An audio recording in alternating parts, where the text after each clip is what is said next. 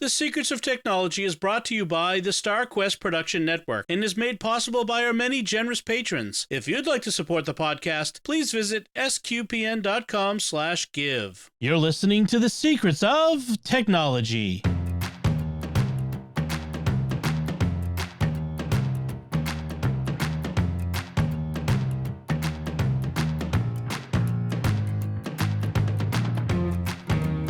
Hi, I'm Dom Bettinelli, and you're listening to The Secrets of Technology, where we discuss the technology news that's important to you from a uniquely Catholic point of view. And joining me today on the panel are Thomas Sanjurjo. Hey, Thomas. Hey, Dom. How's it going? And Jack Baruzzini. Hey, Jack. Hey, Dom. Folks, I want to tell you about another show on the StarQuest Network you're sure to enjoy. It's a prayer experience.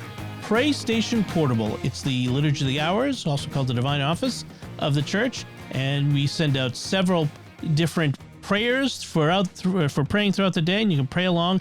And it's one of the oldest Catholic podcasts out there. It's been going for 18 years as we record this, I think, at this point. I'm not sure it could be any older. It was one of the first things out there. So definitely check it out. Thousands and thousands of people have enjoyed it. You can find it wherever fine podcasts are found or at sqpn.com/PSP.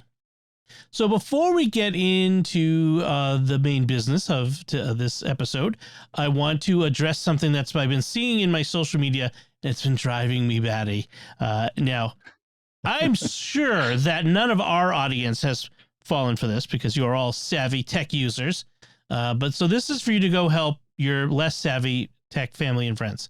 So within the last week, some police department in like Wisconsin or something, I forget exactly where it started, tweeted this story that this new feature in iOS 17 makes your iPhone insecure so that someone walking by can steal your contact information and all your address book and just by like bumping into your phone with their phone. So then they give instructions on how to turn off the name drop feature. Now, no, that's not how name drop works. And anyone who has listened to one of your episodes where we discuss the new features of iOS 17 knows it's not how it works. The way name drop works is you take your phone and you hold it horizontally, nose to nose. You could say they're kissing. You hold them up to each other, and then it pops up a little, thing on the screen, and it asks you, hey, do you want to share information with this person? And you can say, yeah. And if you want to share it, you say, share this, and this, and you choose what information you're going to share. And the person on the other end says, it says, hey, this person is going to share their information with you. It is almost impossible for this not just almost, it is literally impossible for it to work the way that they said. So it doesn't hurt anything to follow the steps and turn off the feature, but it's just, there's two things. It removes a decent feature, a really nice new feature that Apple's put in there, but it also continues to spread this fear, uncertainty, and doubt about technology, and as if technology is this scary black box it's like carrying a cobra around your pocket ready to bite you when you're least suspecting it. And one of the things we're about here on this podcast is removing that fear around technology and showing that it's just a tool that you can use for good or for ill, but it's a tool that can be in your control and it's not this scary thing. So I wanted to make sure we get that out there. I'll put a link in the show notes about this whole thing and the truth about how name drop works and that sort of thing. So my favorite part about this is that it's so easy to just walk by somebody and bump into them and get this. Like, if you've ever tried these kinds of features, they're awesome, but they do take a little bit of hovering your phone around each other just to try and get that right sweet spot where it's gonna connect. Right. Yeah. It's not a bump into somebody thing. And it's not even as easy as Apple shows in the thing. It actually is a little harder than that, but and what is frustrating is this feature came at the same time that Apple actually made the phone a little more secure with the AirDrop feature, so that there was a time with the AirDrop where people could you could have it set, the AirDrop could be set to receive files from anyone, nearby me, and people were using it to do gross things or mean things to other people, in public places. Now, if you set your phone to receive from anyone, and you can have it set to receive from no one. You could have it set to receive only from contacts, people who are in your address book. Or if you set it to everyone, it only will do that for 10 minutes and automatically turn off. Mm-hmm. So that you have to intentionally have it open, which is great. That's much more secure. So Apple has gone and done the right thing, and they get slapped on the hand for this, which is nothing wrong. So it's just kind of frustrating. Yep. So that said, off my chest. I'm glad I could do that. Put the soapbox back. Let's get to some of the good stuff that we're here for. As I mentioned last time, our last episode, we've begun our annual tradition once again of the Christmas gift guide. I know it's not even Advent yet, but we want to give everyone plenty of time to hear our gift suggestions and to get out and purchase ones that you want. So we're getting this gift guide out there now. Or to put it another way, for you to put this on your list and to subtly, share these ideas with the people in your life so they can go buy them. Exactly. So I want to give everyone a chance to, both of you guys a chance to give your gift ideas before we get mine. So Jack, why don't you go ahead and tell us what some of your gift suggestions are this year? Awesome. Couple of my suggestions are I like to start kind of low and then gradually move up the ladder of price. The iFixit Essential Repair Kit. It's only $30 on Amazon, and basically what it is it gives you all the basic tools you need to do repairs on your laptops or your phones or anything like that. It even includes like one of those suction things that you can use to pull your phone screen off if you ever need to get in there. It's got a driver with a bunch of different drill bits. It's got some spudgers, and it's just a great thing to have around if you're interested in tinkering at all with electronics. That is great kit. That it's only $30. I love the iFixit kits. They have several of different varying, quantity of things in it, and they're fantastic. Yeah, that's great. That's a good one. And your next one? Oh, and my next one is it is the Anker 100 watt charger. It's a USB charger that's got 2 USB-C ports and a USB-A port.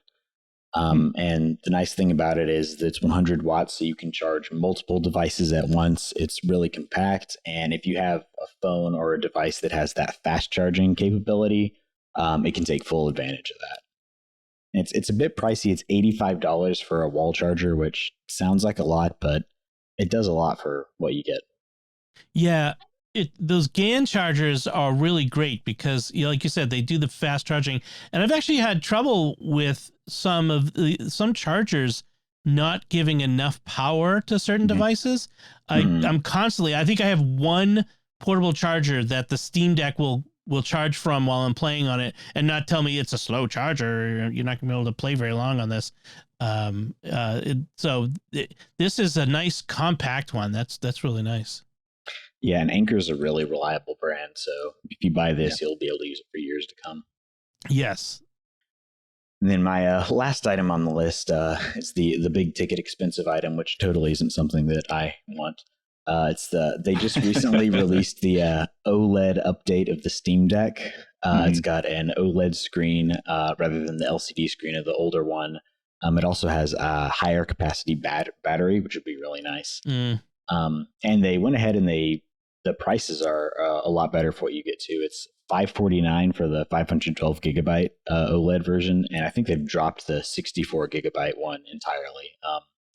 But it's cool. It's also got red accents on the device now, so it looks cool. That's definitely the pricey one. But if you don't have a Steam Deck yet, or if you already have a Steam Deck and want another Steam Deck, this is definitely something to look at. Yeah, they say actually on their site they are discounting the 64 gigabyte and the 512 gigabyte LCD versions while supplies last. So if you want to get last year's model, say at a less expensive price, I have to say I would love to get one with a longer battery life. That's for sure. And more storage, because I've actually had to do the swapping games in and out thing, which is really kind of a pain. I have to say, I bought the Steam Deck earlier this year, I think it was, and we love it. Like, it is awesome. In fact, I've discovered I can use it with my Apple TV, wirelessly streaming the game to the big screen on the TV, and use a controller so it's like a game console. So it's fantastic. I love it. Great pick, man. I was like, oh, I don't need a better screen. Oh, I'd like a better battery. Yeah. And storage, yeah. Yeah, I'm not getting a new one, though. The discount on the older ones is pretty good, too. So if you were planning on getting someone one and, you were looking to get the stock while it's still in, they did actually cut the price quite significantly. So, and those older ones are good. I don't know I'd get the 64, but that $449 for the 512, it's still a really great device at that at that price too. And the nice thing is, even with the 64, because that's the one I got, and I swapped out the SSD myself, and it's not hard to do at all. So you can get the iFixit kit and you get the Steam Deck, and there you go. Oh, I may have to do that to swap out that SSD. You got me you tinkering with my Steam Deck, and the docking station. They've even lowered the price too, which is great because that's useful. That's useful. Although I did get a cooler for mine. It's going to be a future pick of the week, but like a cooling fan that snaps onto the back. And I feel like it helps it run a little better because it does get hot, but it won't sit in the dock. But nevertheless, the dock is a useful thing to have if you think about that. Awesome, good Christmas gift ideas. I would love to find any of those under my tree. How about you, Thomas? What is your gift ideas this year? Some of it, I don't know if it tells the story of me getting older, but at least two of mine are home health items. So I'm going to throw them out there. But my first one is a sharper image, like throwback there, right? No kidding. Back to the 80s. Compact sport powered percussion portable deep tissue massager. This is a deep tissue massager. This is not a romantic massager, so get it with the intention of some major relief. But if you have any kind of back pain or just need to get some relaxing vibes going, this thing is fantastic. We have one at our house. And it is definitely deep tissue massage. It's got 4 different power settings. The battery lasts forever. It kind of tells you when you're done. So it goes for 20 minutes and then it stops because there's the intention that you're not going to overuse it. And so it's just a well thought of device. It comes with several different knobs to put on the front, and it gives a fantastic massage. And I will the highest praise I can give it is this. My 8-year-old grabs it every once in a while and says, "Dad, can I give you a massage?" And I'm like, I love yes, that please. child. Let's go. Right? Lovely child. You're my favorite. That's what I always say. I know my youngest was like, "Dad, do you want me to rub your feet?" Oh, this is why you will get my entire estate when I die. Exactly. All $2. That's great. No, I like the idea of this massager, like, because it also doesn't tire. Like, my wife's like, can you like rub my back? I have this sore in my back. I'm like, after like 2 minutes, my thumbs are going, stop, but this thing doesn't tire out. That's awesome. No, this thing's great. And it's you give it the amount of pressure you want. So it's not like, if somebody likes a really hard massage, you just crank it up to 4. If somebody likes a little bit something lighter, you just leave it at 1 and rub along their back and you're good to go. Wow. Nice. Here you can and also, it's $55. This is the other great thing. $55 and it charges on a USB-C cable. So nice. It's all really great. Here you can also summon sandworms with it. I would imagine so. This is a decent thumper right here. That's awesome. And sharper image too, which like when I saw this before, I'm like thinking back to the old sharper image catalog. Man, I loved that thing. That had so many bizarre, cool tech things. If you're a Gen Xer, you know about the sharper image catalog. I wanted the hologram thing that it had the hologram of like you could put anything in it and it would project a hologram above it. I thought that was the coolest thing. It was probably completely terrible. Like it was probably stupid, but I thought it would be cool to have. So, but I'll take that. Every once in a while, they had like a really great gadget though that was just that just really worked, And so like this is one of those. And the one we ended up with it's fantastic. Been well worth the $55 for sure. Definitely. Excellent. And your next one? My next one is a previous pick of the week from you, but I've seen this thing in action and I love it. So this is an Ember mug. They have an Ember mug 2 out now. The Ember mug is out still, and it clocks in at about $100. But this is a tray that you stick a mug on, and the mug heats up and it keeps your coffee warm. And it is fantastic because it doesn't overheat your coffee. It doesn't bake your coffee. It just keeps your coffee warm, like right at the right temp. You set it to the temp and it keeps it there. Yes. And that's it. And I when you said it, I'm like, oh, okay, yeah, sure, whatever. But I drink my coffee fast enough not to matter. But it really does. It makes a huge difference. Yeah. I have to tell you, I've been using my Ember mug for ages now, over a year. And just recently I had to stop using it because, long story short, we had a microwave break, and where the microwave that we borrowed to use is taking up its outlet, and it's a long story. But so I haven't been able to use my Ember for like 2 weeks, and I'm just so mad every morning because I drink half my coffee and it's cold. I'm like, why is my coffee should not be cold yet? And it's because I don't have my Ember mug. And folks, just to tell you, I mean, what it is it's got an app. You set the temperature that you like your coffee at in the app, and it, as soon as you pour the coffee in, or tea or whatever, or hot cocoa, it brings it right to that temp, and it keeps it there for as long as the battery lasts. And the battery lasts a good long time. Yeah, so I'm totally in the bag for Ember. Yeah, it's an unpaid testimonial. There you go. So, all right, go ahead to your next old man pick for idea. Yeah, so anyway, so back to the backs, right? So if you don't have someone who can give you a back massage, this is actually a really great thing. We just got one of these. It's actually for my mother-in-law, but everybody's been using it. And it's a Homedics air compression back stretcher. And so this is it's a mat that you lay out, and you lay down on this mat. You select from one of a number of settings, and the mat then fills up these air pockets under you, and it just stretches your back out, and it does these twists and these pulls on all of the different spots in your back. And you would think it's like odd, that's just air compression, but it is really good. Like, it is solid.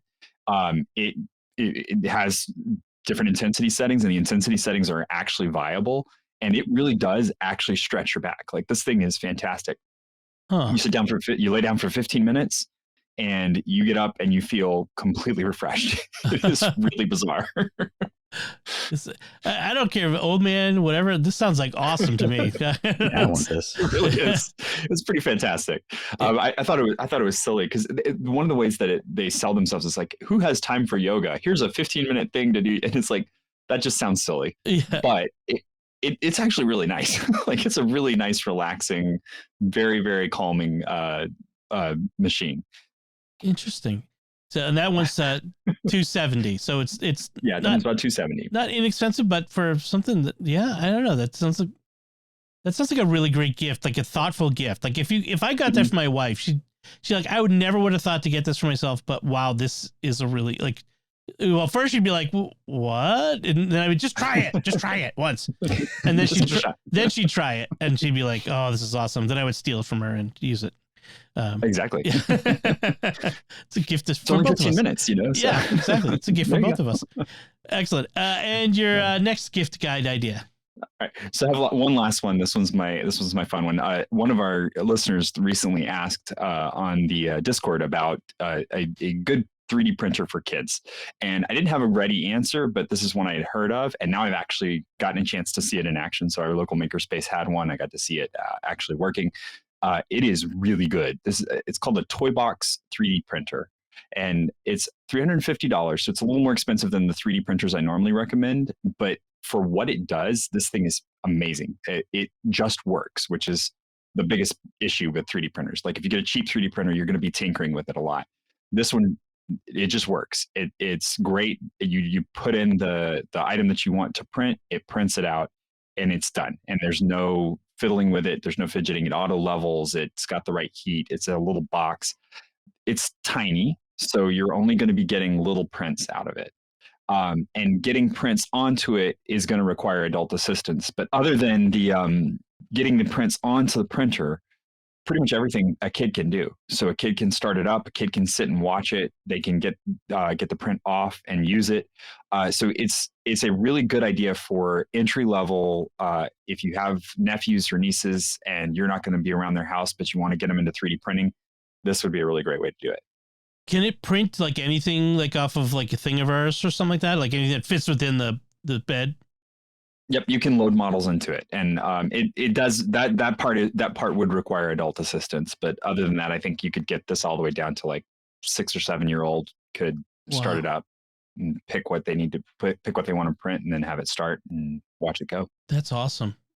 I like that idea because, yeah, like you said, 3D printing, that's becoming more and more mainstream, but it's still at the point where you either spend a lot of money for a set it and forget it, sort of, it comes in and you just turn it on and go, $1,000, or you have to get one that's a little more fiddly. It's still in the hobbyist range of things these days for a lot of it. But this would be a nice one where, yeah, kids can get into it and they can start making their own things. I would love to be able to, like, our local library was just asking, this is kind of a tangent, but asking families, what would you love to see the library do? And I said the library should have a makerspace with 3D printer, and this would be perfect for that sort of thing because it doesn't require a whole lot of extra. So I may recommend this to the librarian as an idea. It's a good idea. Yeah, I think that'd be great. We have one here. We have a makerspace here. They have an audio section where you can go and do recordings, and they've got 3D printing, and they've got electronics and all sorts of stuff like that. That is so cool. That's awesome.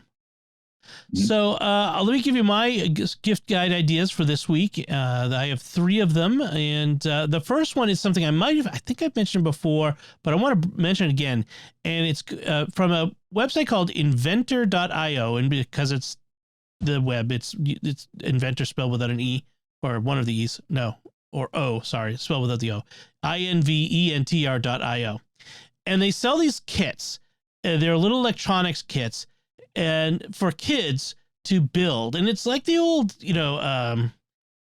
Heathkit electronics kits. Remember those old classic kits? But they were a little unfocused. This one tells a story. And you basically get the kit. It comes with an Arduino board and some instructions to connect it to a computer. And this one is called 30 Days Lost in Space. And it tells the story how your ship has crashed on an alien planet and you have to fix it. And you have this repair kit. That's the kit they send you. And it walks you through over the course of 30 days, so one little bit a day, it walks you through these quote unquote fixes where you're building various things with this kit, that it's got, an LCD screen, and it's got breadboard and cables and all kinds of stuff for you to build things with. And then it also comes with some ebooks for further projects you can build once you're done with the same kit of stuff. And then they also sell other kits too, as well, other kinds of kits for you to do more things as you go. And if you have a kid who's kind of interested in electronics and computers or anything like that, this would be a great way to get them started and get them something interesting and fun that tells a story at the same time. So this is the adventure kit from inventor.io, and I don't think I actually got the price on it. It's inexpensive. Yeah, it's $75. I think is what it looks like. Yeah, it's $75. I think I paid a little less at the time when I got it. I think I got like some promo deal, but right now it's like $75, which kind of makes sense with Christmas and all. But it is a great Christmas gift. Even just for what you get, like that's not bad at all. Like getting a whole full. It's a great kit. Yeah. I mean, you get I'm looking at that and I'm like, that's almost the entire cost right there by itself. Right. I mean, you get a whole Arduino with it, which is a good chunk of that 75 right there. So that's really good. Then something else I want to recommend is the Apple HomePod Mini. I have 3 of them now in my house, and I have 2 of them in my office where I have our TV, and I have them in a stereo pair connected to my Apple TV, and that's my home audio system. And it works really well for that. And then I also have it, another one in our kitchen, and we use that for playing music, setting timers, all kinds of stuff like that. And it works really well. For playing audio, it really has been a fantastic addition to things. One thing I was thinking of doing was getting one one in each of the kids' bedrooms at some point. It's kind of expensive, but because of the intercom system, so I can just tell it, hey, Shlomo, tell everyone it's dinner time or something like that, and it will intercom into those places. It will send my message. But the HomePod Mini is such a great little device. One of the things I do if you have an iPhone is if I want to play music on it, I just bring up the music app on my phone and then tap the phone on it, and it transfers the playing of that music, that playlist, to the HomePod. And it doesn't steal all your data? Yes. Right. If you tap it, it's stealing all your data. No, the Echo next to it will steal all the data from it as it passes by. And it's great. And then what happens is once it's playing on the HomePod, it kind of lives there. Like it relieves your phone of having to be. Your phone isn't sending the music, so you make a call, things come up. It doesn't interrupt the music. It's just the HomePod's now in charge of it, but you can still control it from your phone. So it's really a great little system for playing audio around your house. One weird thing that happens every once in a while though is like, hey, Shlomo, pause the music. I can only do this for Dom. I'm like, it's me. Don't you know me? Like, it's me. Like, why don't you recognize me anymore? Ma. It has this weird quirk in it sometimes. You know how all technology is like that sometimes. The G one does that too. Yeah. And the Echo will do weird things. The thing that drives me, I like the Amazon Echo, the Alexa, for a lot of things. But it drives me batty because it's constantly trying to get me to do more things with it. It's like, it's so needy. Like, so needy. Did you know you like, by the way, like, shush, I go back to your corner, get inside the box, stay there. I will call you out when I need you. Dobby needs friends. It's like, come on. So flippin' needy. Or trying to sell me things like, hey, by the way, did you want to, buy this sock that you bought 4 years ago again? You might need another one. Like, no, like, so HomePod never tries to sell me anything. So that's another great feature of it. And then finally the Apple TV 4K. So I've had Apple TVs for a long time, and I recently upgraded to the Apple TV 4K. A big chunk of that was because I wanted to be able to do this HomePod stereo pairing with it, to use it as my home theater system. I have like this huge home theater system with 4 speakers and a subwoofer and a, center channel. And it was like 13 years old and was starting to die. And I'm like, I don't want to replace that. It was like $1,300. I bought 2 HomePods and just stuck them next to the TV and then told the Apple TV, pair these up and make them your audio. And that's what they do. And now it only does audio coming out of the Apple TV like that, but I use my Apple TV for pretty much everything. So I don't have, I don't use the DVD player anymore. I don't use cable anymore. Everything goes to the Apple TV. So it's not really a big deal for me. If you still get audio from other things, that may be, your mileage may vary on that. But I really like the Apple TV 4K. I like the quality of the video that I'm getting. It is just, it's really a great system. The apps on it have become really good. It's got all the apps I need and want, right there. And with Plex, I've ripped all my DVDs already anyway, and it's all in Plex. So, it's fantastic. So, and that you can get for $129 or $149. The big difference being the $129 is Wi-Fi with 64 gigabytes of storage, and the $149 is Wi-Fi and Ethernet with 128 gigabytes of storage. I don't think the storage is a big deal. I'm not storing a lot of things on it. Like, most of it's streamed, but I wanted the Ethernet because the Ethernet will be faster and, you have less buffering. So I was willing to pay the extra $20 for that.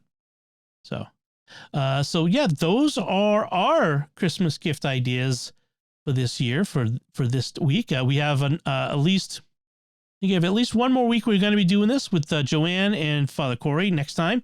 But we hope you've been enjoying these ideas. And if you listener, have any Christmas gift ideas you want to get into us real quick before we wrap things up, be sure to let us know. Send us some tips, some of your information at technology@sqpn.com. So before we move on to our headlines, I want to take a moment to thank our patrons who make it possible for us to create The Secrets of Technology, including Benjamin C., Bill and Joanna M., Andrew H., Father Colin W., Russell Y., and John K. Their generous donations at sqpn.com/give make it possible for us to continue The Secrets of Technology and all the shows at StarQuest, and you can join them by visiting sqpn.com/give.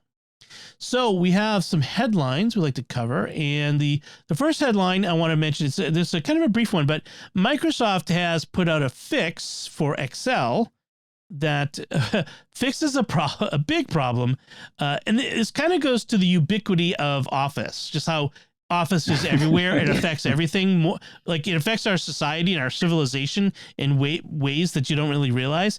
So what was happening was Excel has this feature where if you enter a series of letters or numbers into a cell, one of the cells, it will automatically convert it. It'll say, hey, that looks like a date. I'm going to change that to a date. And if that information you're entering there isn't actually a date, it'll get all messed up when it converts it. And that's what was happening with a lot of scientific data. Scientists in various research and study groups were having this problem where Excel kept converting this stuff. And in fact, they would convert it when you open up the file for the first time. Oh, let me help you with that. I'm just going to convert all these things. They look like this, right? Let me reorganize that for you. And was messing up published peer-reviewed data, so on and so forth. So they finally have fixed this. They've set up some options where you could turn this off. But guys, like, this is a problem with Office being so ubiquitous and used in so many different ways. I've heard it called the PowerPoint effect, where the way that PowerPoint forces people to give presentations has affected how business has developed over the past 30 years. Have you encountered any of this in yourselves? Oh yeah. Yeah, I mean, I have. Excel and just Office in general is always one of the big thorns in the side of the development team where I work, because you have to use Excel formats for any sort of data parsing or doing imports and exports. It's not as bad as PDFs because they're such a pain to work with, but it's still like, I wish we could just get rid of all of it. Everyone should just use LibreOffice or OpenOffice, something like that, and get away from the closed systems. Yeah. Well, trying to convert from comma separated value tables to Excels and back and forth is always a pain. And it's because Excel's got some kind of weird formatting on it. And if anybody has ever experienced trying to put a picture into a Word document, you know what I'm talking about. There was a great meme about that. Oh, I wish I could find it now, because it was like, I decided to put a picture in my Word doc, and now I'm in the ninth circle of hell. Yeah, it's pretty accurate. My opening paragraph is on page 84 now. Why? Right. Yes. Yeah.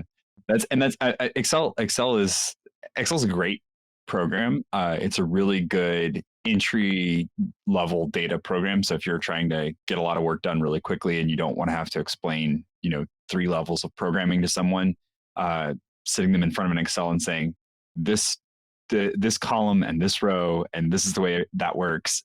And you can do some really powerful things with it. I built a relational database in an Excel spreadsheet once, where we had to organize kids in classrooms, and they had to have electives, and there was all of these requirements for it. And so I had like 5 sheets that were referencing each other, and it ended up being a relational database. Right. It was all built in Excel with functions in Excel. So it's powerful. It's just a matter of, it's also pernicious. Right. It's too sometimes it's too powerful, too open-ended in a way where and things happen that you're not aware of they're happening sometimes. Right.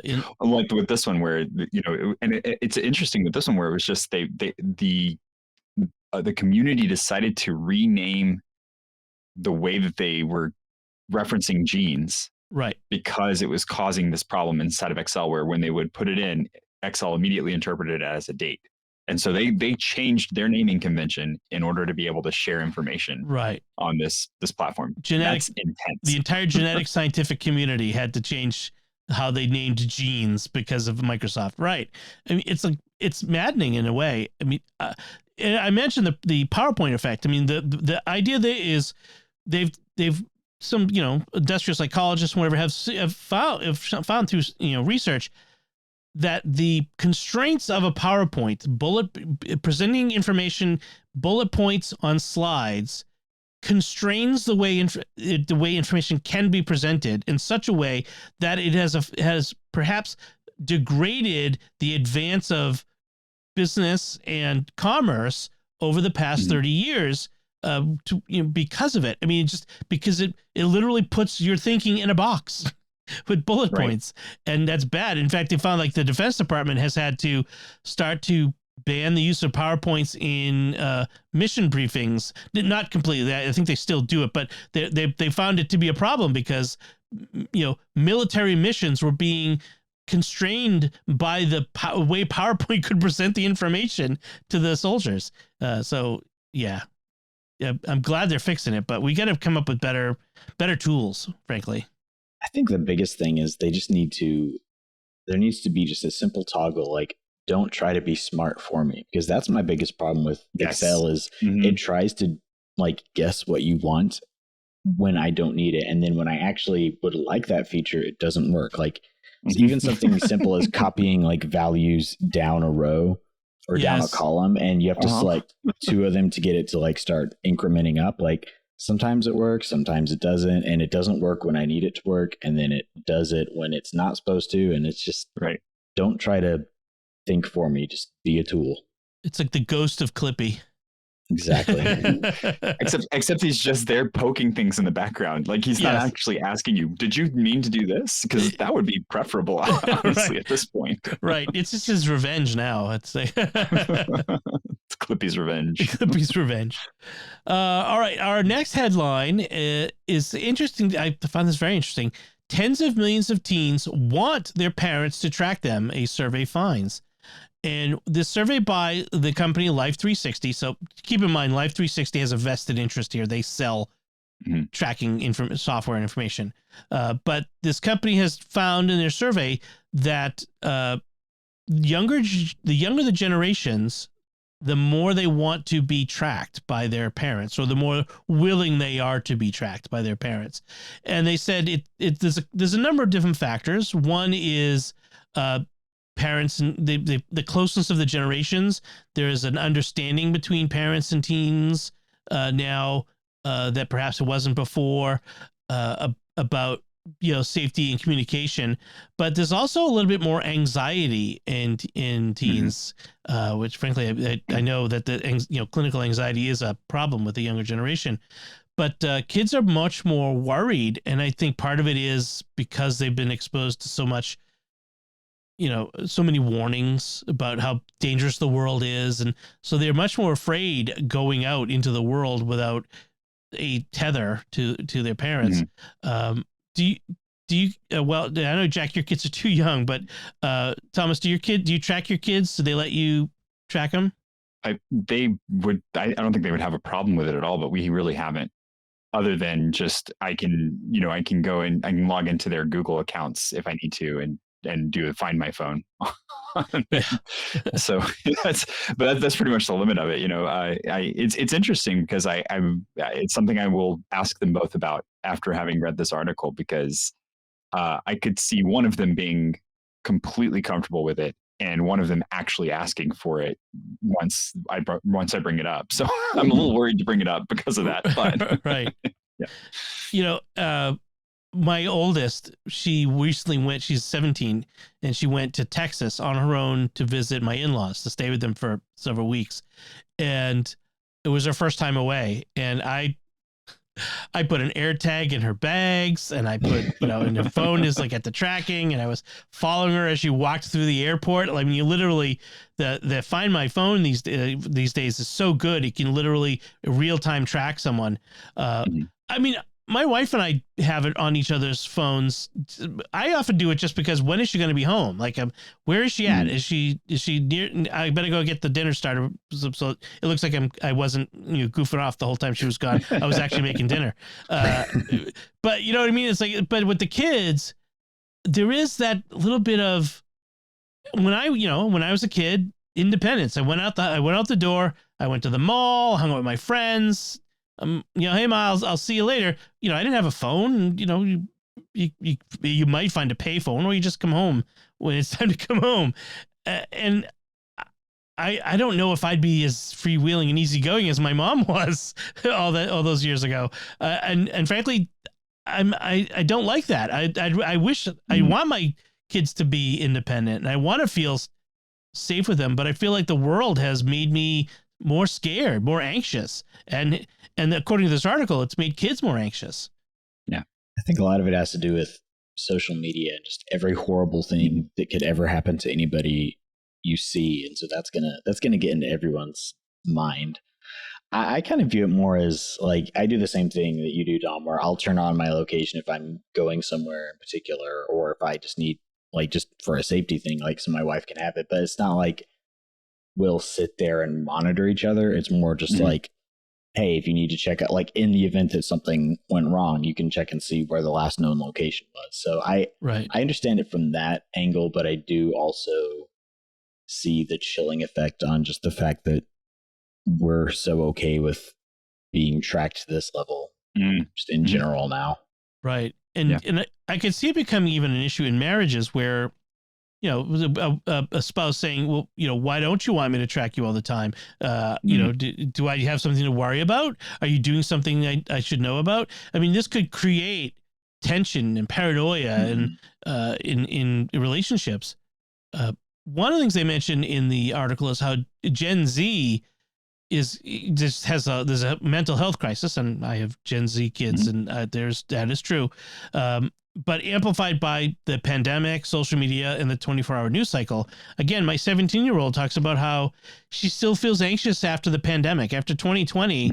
It's like she looks at her life as before 2020 and after 2020, and it's like I felt so naive. I feel like I was so naive before 2020. I mean, it sounds so dramatic. I mean, it's a 17-year-old, so but nevertheless, it's a real feeling for her.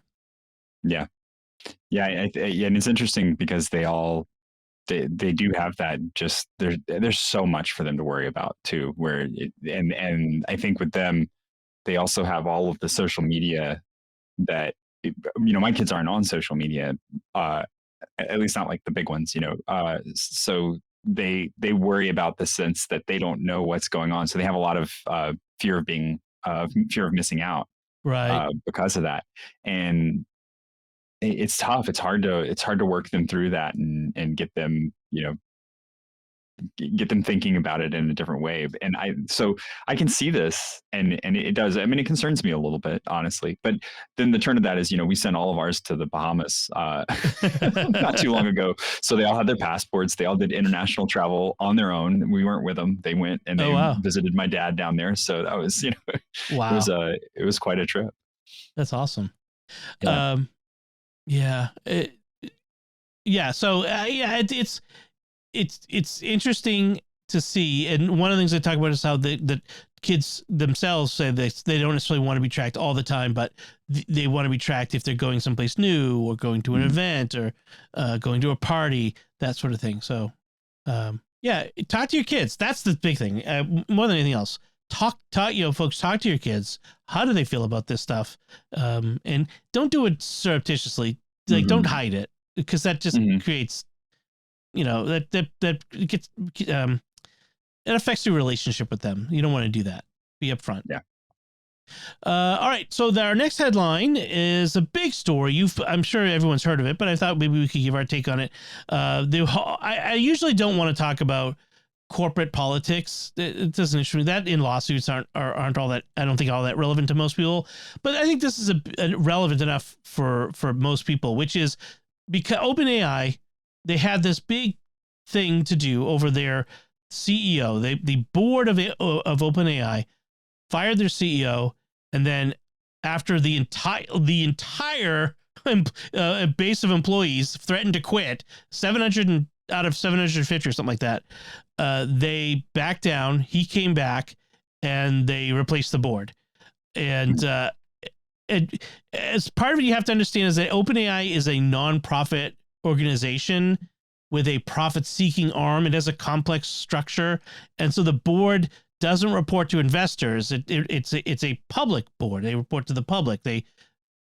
And so there's all these different things. But Thomas, I know you work sort of in this industry. You have a big interest in the machine learning stuff. What was your take on this? What happened here? I think that there's a lot of noise being made about it, that it's not really that big a deal. Like there was a lot of talk about, oh, what does this mean for OpenAI? How is it going to break OpenAI and all this kind of stuff? I don't really think that Sam Altman is that central to the working of OpenAI. So really what was going on here was very much an economic internal politics decision. And if you look at who on the board was the loudest and who was being replaced and how all of this went down, it really comes down to the fact that Sam Altman was making some decisions of things that were upsetting people that were on the board because it was stepping on their toes. And that's really pretty much all it comes down to. And then, and so it's interesting because my big concern is with all of this stuff, there's a tendency to rush to try and say how close we are to general AI and how look, because that was almost the first thing that came out, like after he was he was suppressing information about the fact that they've actually discovered the general AI. And it's like, no, that's not not what was happening. This was purely economics. That's all it was. And general AI is this holy grail of what we might call a sentient AI. I mean, they kind of they want to downplay that idea of sentience, but an AI that is sort of self-aware and self-sustaining, which I think is a pipe dream. I don't know that we'll ever get to that. The AI will get better, but I don't think we'll ever have something that approximates human level of self-awareness. So interesting. Jack, any thoughts on the OpenAI craziness? I'm at the point where I try to ignore any sort of political or like business news around technology and just focus on the technology.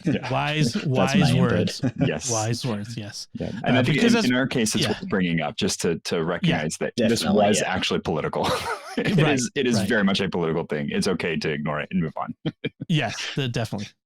So our last headline is, I thought this was interesting. Atari, there's a name from the past, has acquired another company called Digital Eclipse, who are experts in bringing digital restoration of classic games. That's and it's the second company that they've acquired that does this sort of thing. So it looks like what Atari is doing is they're sort of retro progression, where their forward-thinking business model is to bring back the great classic games of the past, which I think is really awesome, because we've talked about classic games a number of times on the show, and how it's really an art form, and would be a shame for this art of classic games to get lost. What do y'all think of the Atari's moves and where this might take us?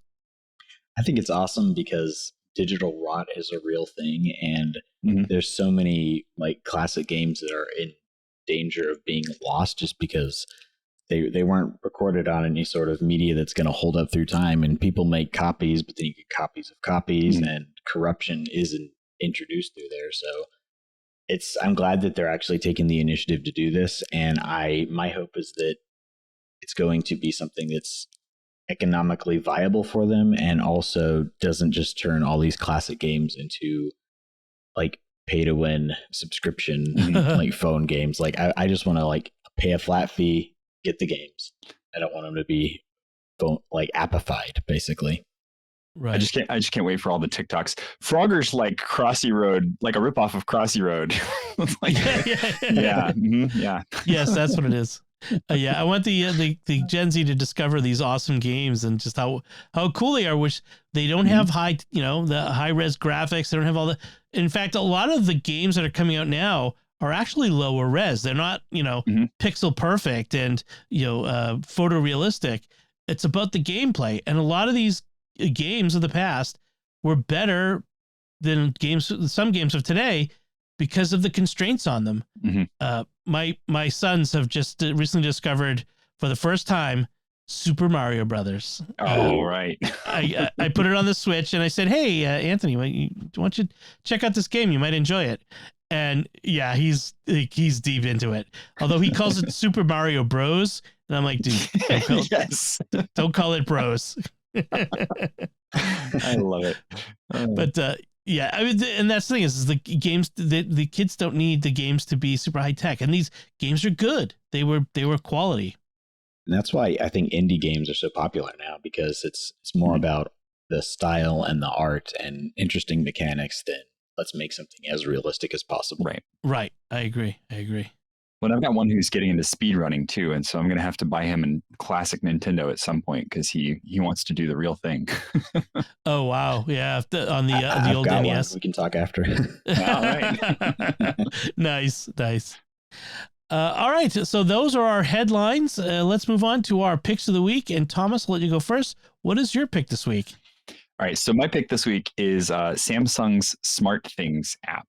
This is an app that both Android and Apple, you can get it. It really caught my attention this week because we had to get a new stove. And we bought a new stove, and my buddy at work was like, "Oh, I bet it's a smart stove." And I'm like, "I don't know. I don't think so. It wasn't that expensive, so whatever." But it was a Samsung, and so I got home, no big deal. The next morning I woke up, I walked into the kitchen, and my phone beeped at me, and I pulled it out and I looked at it, and it said, "Hey, we noticed you have a new stove. Would you like to add this to your smart things?"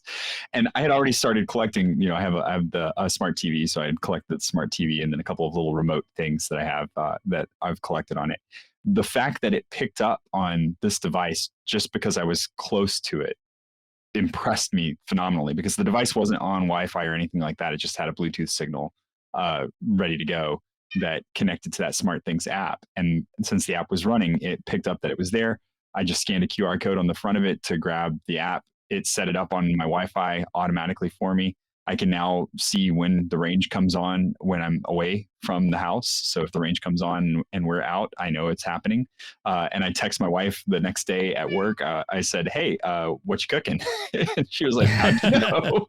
And it was just because the range had come on and notified my phone. So I really recommend it. It's a great app. It was really easy to use, very easy to set up. At most devices now, they even have a QR code on the front that you just scan and it does all the work for you.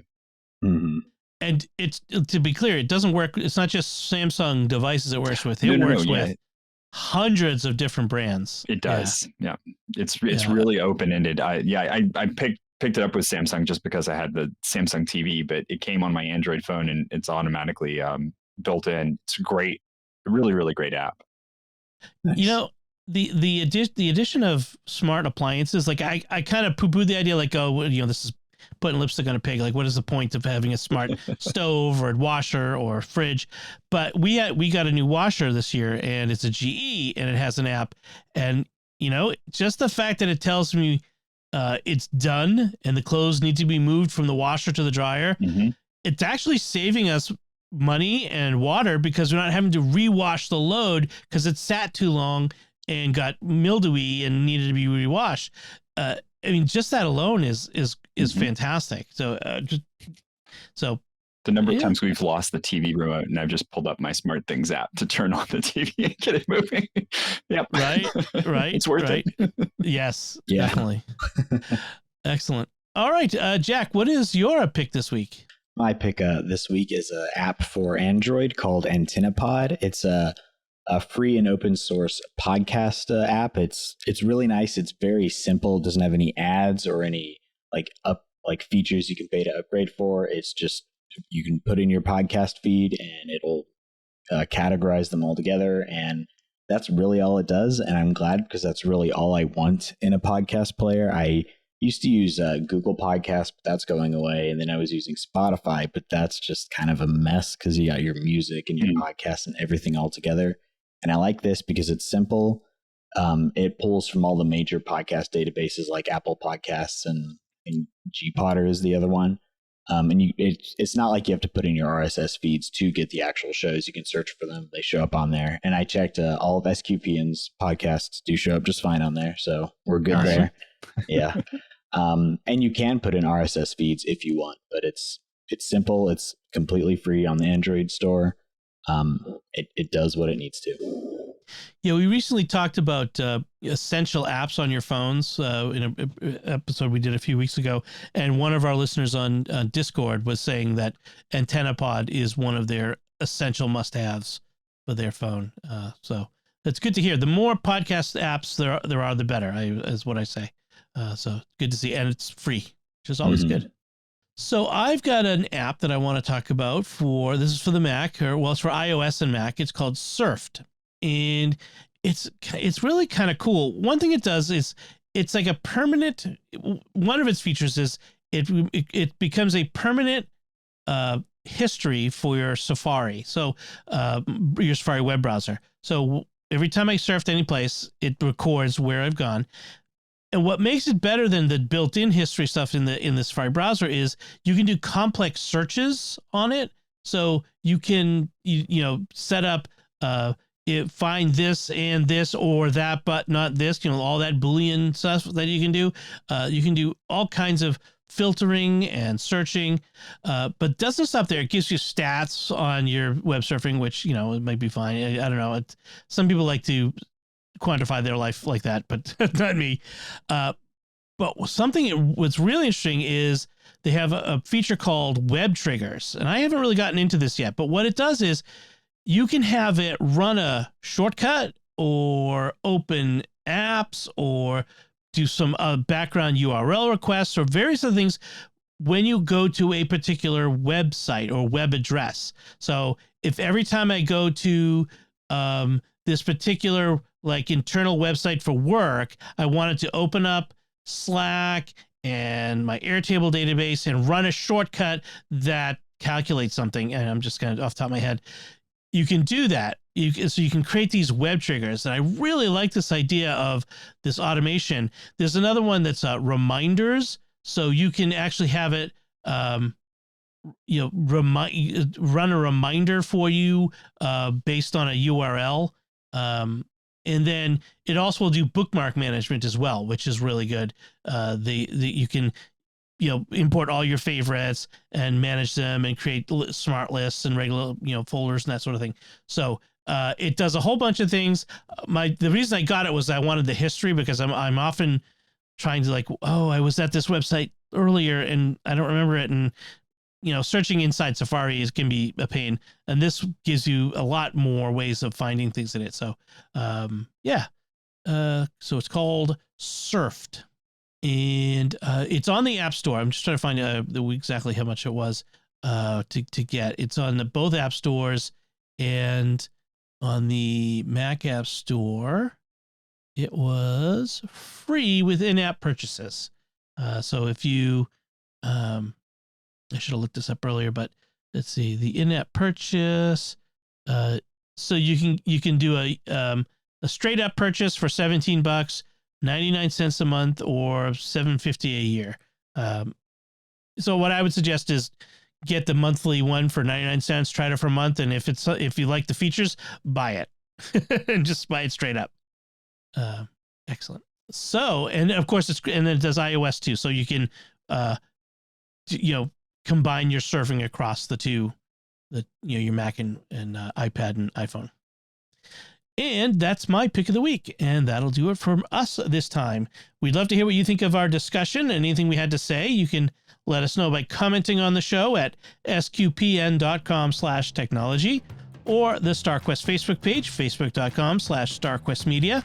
Send an email to technology@sqpn.com or visit the StarQuest Discord community at sqpn.com/discord.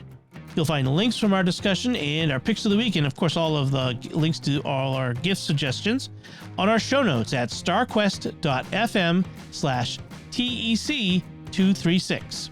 And remember to like each episode of Secrets of Tech on Facebook, retweet them on Twitter, find us anywhere we are on social media, and we love to hear from you if you leave a comment where you find us. Until next time, Jack Baruzzini, thank you for joining me and sharing the secrets of technology. Thanks, Tom. And Thomas Sanjurjo, thank you as well. Been great. And once again, I'm Dom Bettinelli. Thank you for listening to the Secrets of Technology on StarQuest.